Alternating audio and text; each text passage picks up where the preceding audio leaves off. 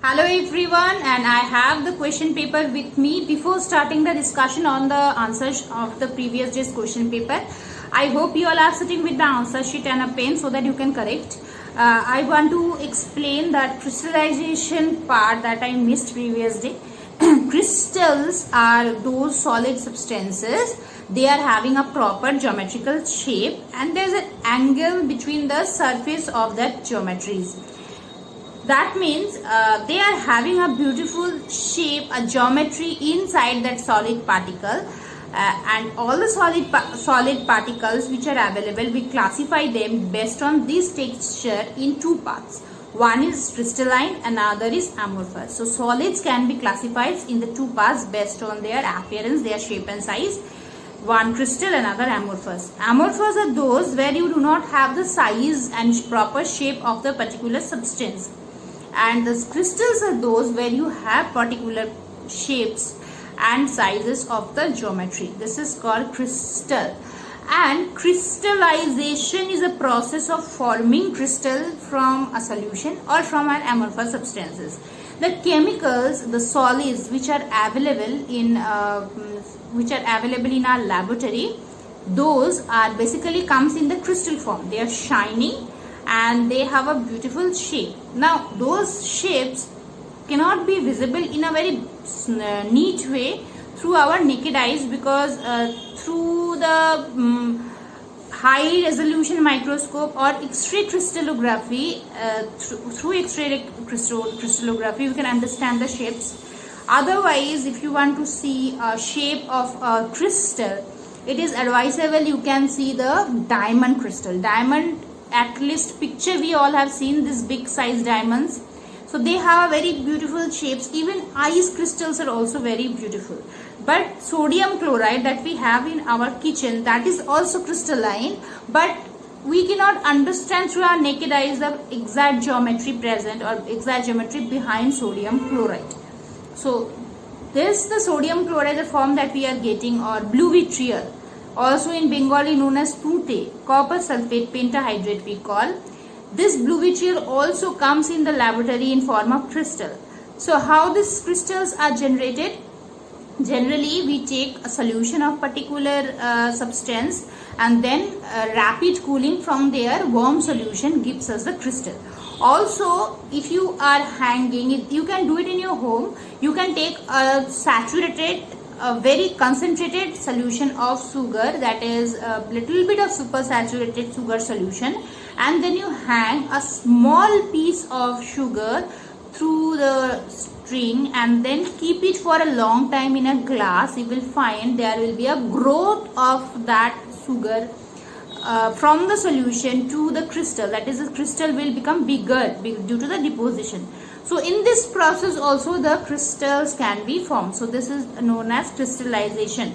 And when in a solution there are two types of solutes present and one crystallizes faster than other, then this process is called fractional crystallization. That is crystallizing two solutes but in different ways. Two solutes will be crystallines but their crystallizations will be in a difference in the time gap. Okay, so this is actually crystallization, and again I'm telling you, it's not there in your syllabus. Is just I'm telling because somebody asked me the doubt, that's why. It is not there in your half yearly or annual portion. It is excluded by the council already. It's there in the cancelled chapter, that is separation techniques, that is mixture chapter 3. Coming back to the question paper, I have the question paper with me and I hope you all have the answer sheet with you. So I'm starting the discussion of the question paper. It's of 12 marks and the first question is differentiate between liquids and gases based on compressibility and volume. Only liquids and gases are said. So liquids are compressible but less than that of gas. Compressibility is less than that of gas, and gases have maximum compressibility. Volume, liquids has a fixed volume, gases do not have fixed volume. 1 plus 1, 2 marks.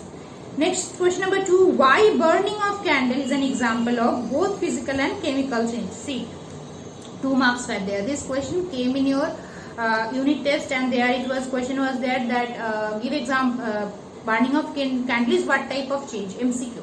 So here you need to write burning of candle is, why burning of candle is both physical and chemical change. So you need to mention that in burning of candle the wax smells, that is a physical change, and the burning of candle means the wick, there the burning process occurring, that means it's a chemical change, because burning means reaction with oxygen. Now you need to mention separately two things, that is why it is physical change and why it is chemical change. Is because of that it has 2 marks, carrying 2 marks.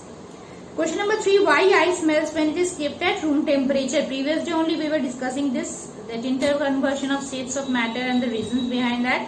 So when we are keeping ice at room temperature, the temperature rises up, the molecules of the ice, they absorb energy from outside, from the surroundings. The interparticle or intermolecular attraction decreases, and intermolecular attraction decreases by increasing the intermolecular space.